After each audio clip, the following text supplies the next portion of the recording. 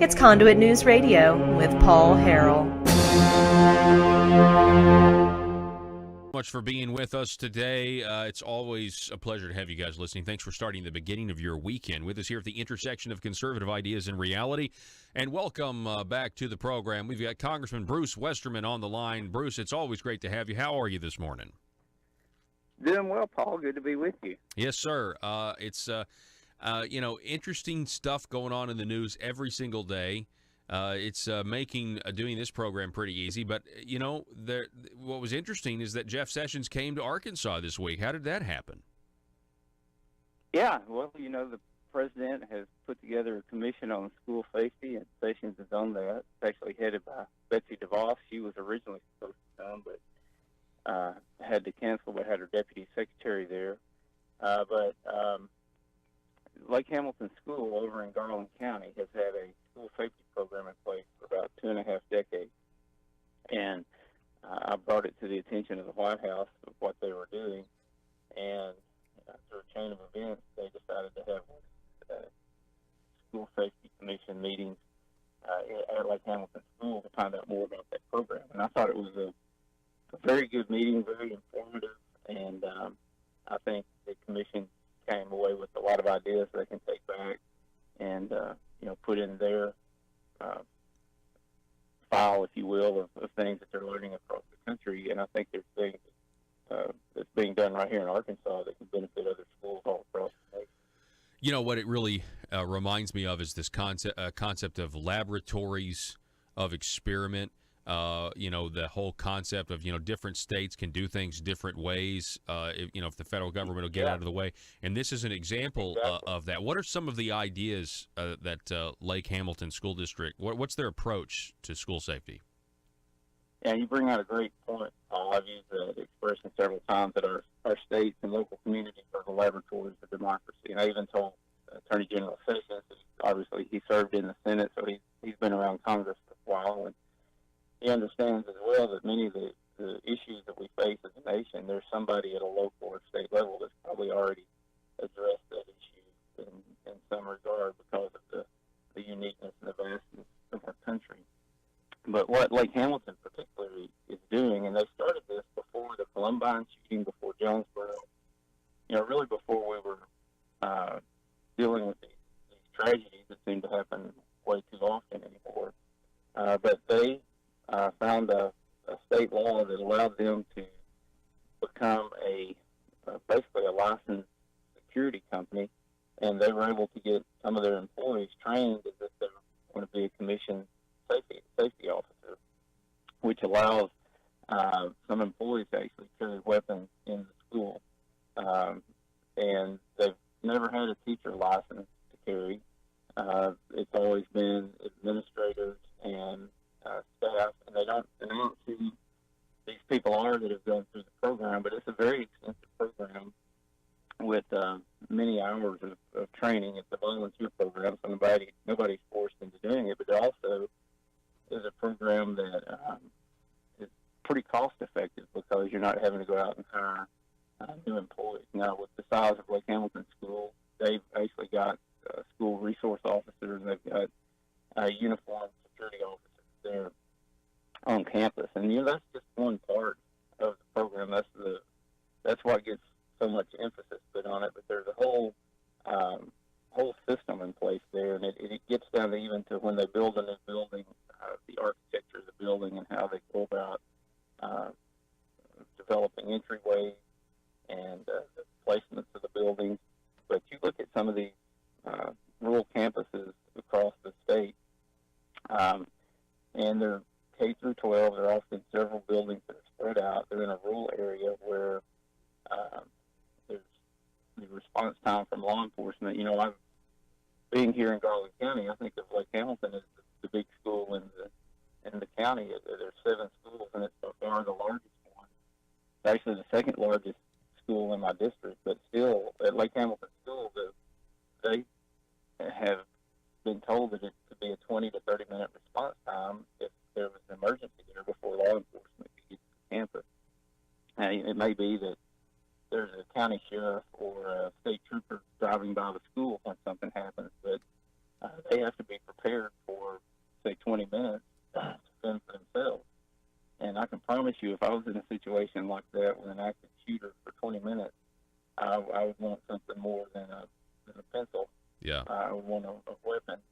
And that's basically what they're doing. They're being trained as the first responders to, stand in the gap until law enforcement can get there, and then back down and let the law enforcement do their thing. But they're very coordinated with the local law enforcement, which was well represented at the forum. They do drills.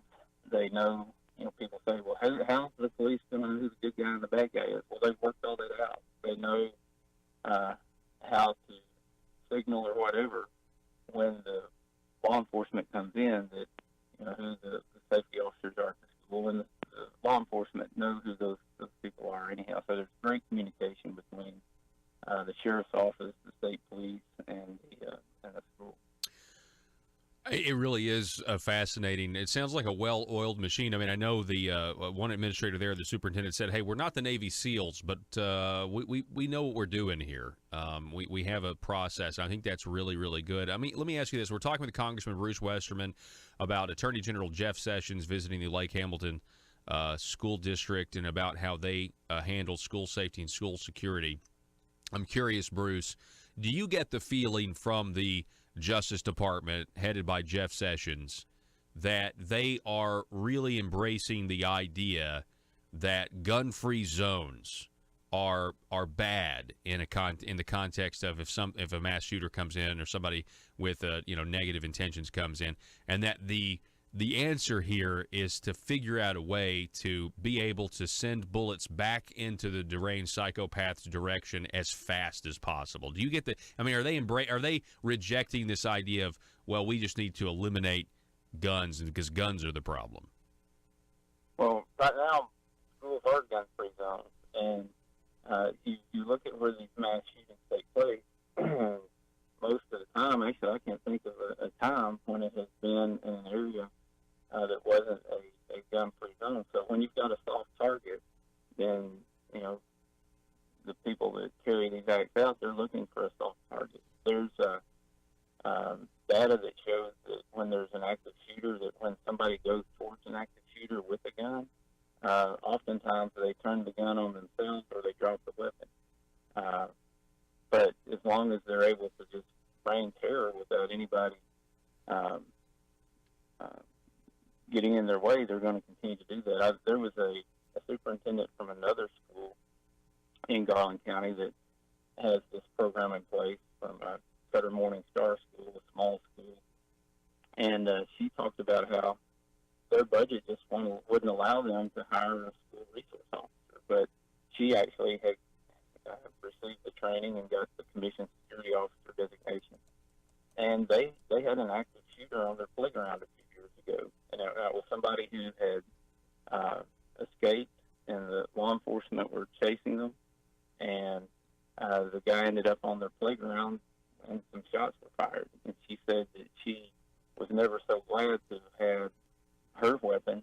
They were in lockdown, and she was in the building with the students, and law enforcement were there. But she said, she can tell you firsthand from being in a situation where somebody's firing shots on a school campus that she was glad she had her weapon, even though she didn't use it. Yeah. I've got friends who were on the baseball field, good friends that were on the baseball field when Steve Scalise was shot. One of these guys, Trent Kelly from Mississippi, he's a general in the Army. He's led combat units.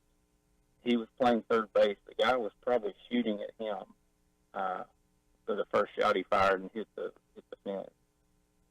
Trent said that's the most helpless and scared he's ever been, out there on an open field without a weapon with somebody shooting at him.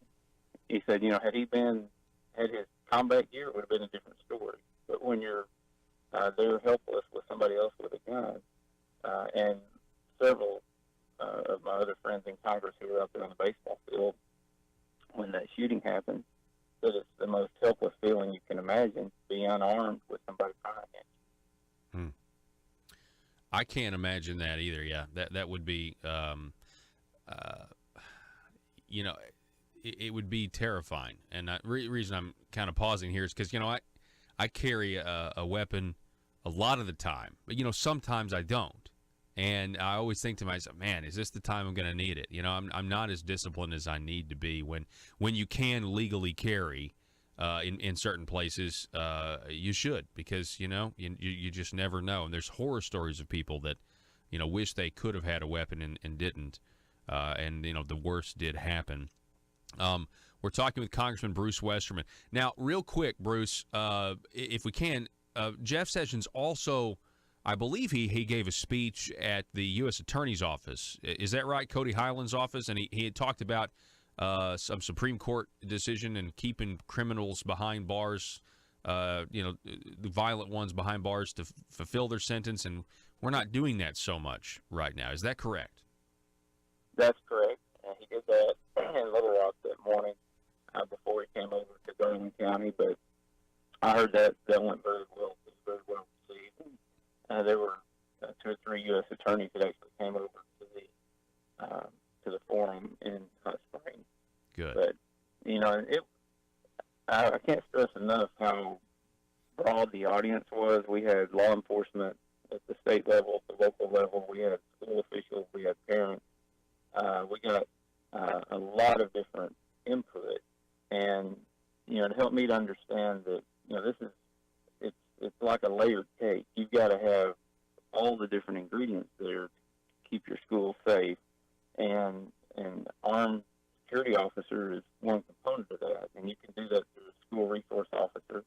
But one thing that was brought out about law enforcement is that in small communities and rural counties, that the law enforcement's already stretched, and putting on, or the sheriff's office or the police department hiring another officer to put in the schools is just not feasible in their budget, and also the schools can't afford these officers. So being able to take people who voluntarily want to be trained to get these commissioned security officer designations, it's a very practical and common sense way to address it. Mm-hmm. Yeah, I agree. It's a very good idea to say, well, you know what, we'll just become a security company. We'll go about it in those means. And it certainly, I like how it's also cheaper. You don't have to hire new people.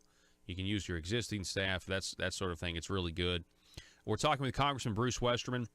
Hey, Congressman, I'd just love to get your thoughts on immigration, if you can. Well, specifically, I'd love to get your thoughts on the funding and the wall. There's been some back and forth in the news about, is Donald Trump going to actually get funding? At first, we heard no, from leaders in Congress, and now maybe we're hearing a maybe.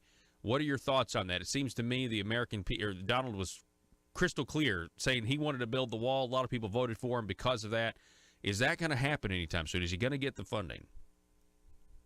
Yeah, well, he's already building part of the wall. I think people get lost in that there's several miles of the wall being constructed. But we need to build the wall, complete the border security, put the road along the border. You hear a lot about the wall, but when you hear me, you're going to hear me talk about a wall and a road. That road is just as critical as the wall. And I've been there. There's vast areas, most of it on public land, that there's no access. And there's nothing more than a strand of barbed wire or what's called a Normandy barrier that you can get around easily. And our Border Patrol are hindered because they can't get to these areas quickly enough to apprehend people. A lot of times they have to be flown in by a helicopter and dropped off and then pursue folks on foot.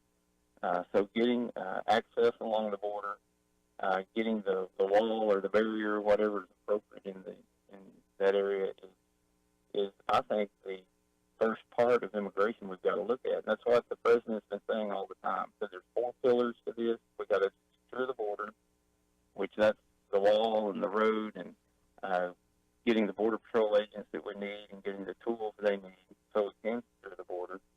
We've got to address the chain migration, where you can't get one person here and then bring 32 more with them. And the visa lottery program. I get to talk to people who are medical doctors from countries that have met their quota on visas that are having to leave hospitals and physicians here in the U.S. and go back to their homes because it's going to be 14 or 15 years before they can get a visa. And on the other hand, you've got countries that just have a lottery where people's names get thrown out of the hat with no merit whatsoever on why they come here. We've got to fix that visa lottery program. And then the DACA kids, the kids that were brought here when they were too young to even know that anything was wrong with them being brought here. And you've also got the issue of their parents, which there are a lot of them here that knowingly broke the law when they came here illegally. I don't know that practically that you can deport them. You can take the ones that have criminal records and deport them, but there needs to be some process where they pay a fine, they don't get citizenship, they can get legal status, and then they can be here and not worry about deportation. Yeah. Well, like $10,000 over 5 years or something, and yeah. I think that's a reasonable way to address that. Well, I think I'm glad you brought up the fact that the wall is already being built. We just want to try to get funding for it, some more funding for it if we can, and so hopefully that's all going to shake out. But you're exactly right on the 4 different pillars. I think that's reasonable. I think Democrats would be on board, but I kind of feel like they'd rather the DACA kids. They've already voted against that. Yeah. They're not on board. Yeah. Well, they should be if they really wanted to fix the problem, and they clearly don't. Well, that's the key. That's the key question. Do they want to fix the problem, or do they want something they can grandstand on? Yes, exactly, and victimize and use it for political power. Congressman Bruce Westerman, it's always great to have you on, sir. We ran out of time. I had other questions, but, hey, I really appreciate Jeff Sessions coming here and using Lake Hamilton, what they're doing, and maybe it's going to be a catalyst, and other schools are going to do it. I appreciate you so much, sir. Thank you for all the work you're doing. Thank you, Paul. Have a great day. All righty. Congressman Bruce Westerman, everybody. Johnny Cash Friday. We'll be back in a moment.